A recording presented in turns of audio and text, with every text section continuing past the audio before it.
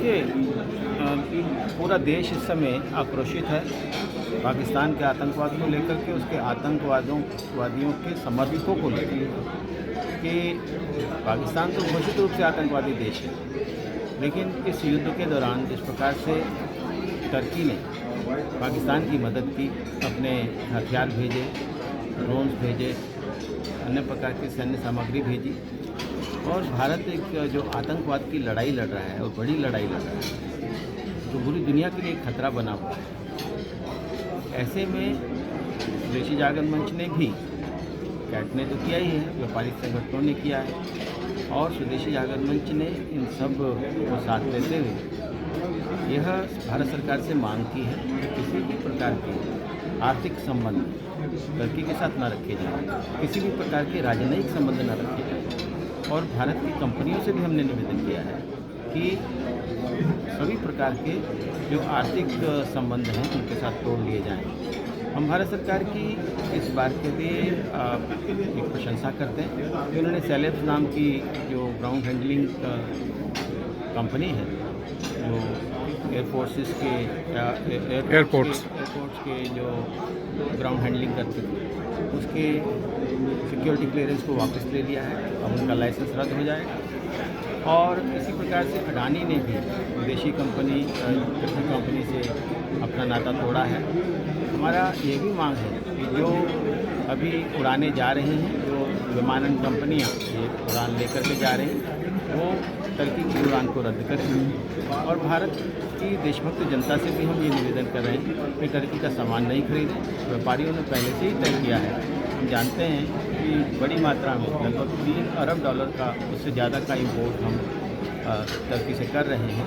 वो सब import zero करना है, और ना तो टर्की के सेब आएंगे, ना संगमरमर आएगा, और ना ही कोई उनकी मशीनरी।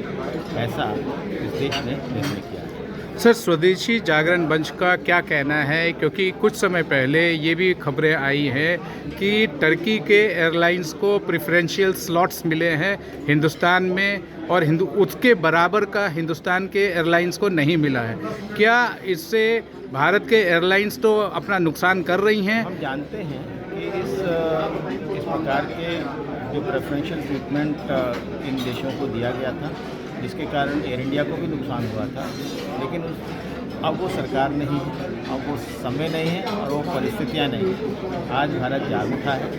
देश की जनता जानती है कि किस प्रकार से टर्की आतंकवाद का साथ दे रहा है, हमारे दुश्मनों का साथ दे रहा है।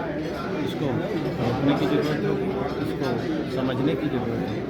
और आज इस समय जो भारत में स्थिति बनी है, पूरे देश भर में टर्की के खिलाफ प्रदर्शन हो रहे हैं। अभी आज ही दिल्ली में चाणक्यपुरी और टर्की के दूतावास के बाहर प्रदर्शन किया गया, और इस प्रकार की मांग स्वदेशी जागरण मंच ने की। सर, एक आखिरी सवाल और इम्पोर्टेंट सवाल ये है कि अज़रबैजान का भी इसमें नाम आ रहा है कि वो भी मॉरल सपोर्ट पाकिस्तान को दे रहे हैं, एक आतंकवादी देश को दे रहे हैं, वहाँ के आतंकियों को भी दे रहे हैं।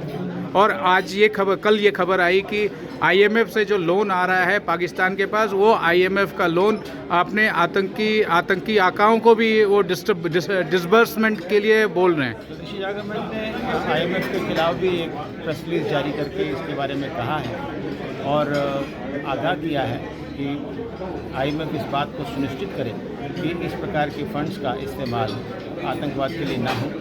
और ऐसे में हमने IMF के सदस्य देशों से भी ये आग्रह किया है कि इसको देखें, और भविष्य में इस प्रकार का कोई लोन IMF या कोई और अंतर्राष्ट्रीय संस्थान पाकिस्तान को ना दें।